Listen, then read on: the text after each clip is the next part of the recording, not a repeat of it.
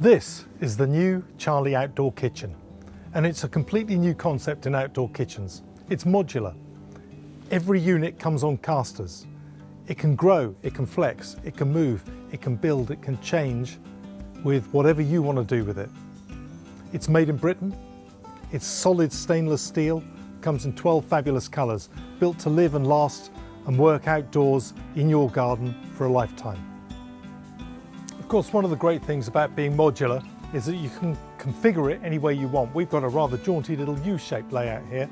So starting from this end, first of all, the sink. Then this corner unit, which is a great work surface. Then this single wide unit, little storage space for things like charcoal, covers, utensils, again, a great work surface. Then of course the oven itself. Then this fabulous thing, which is the accessory cabinet. Place for everything in its place. All the Charlie accessories racked up, and again, storage and work surface. Then we have the fridge.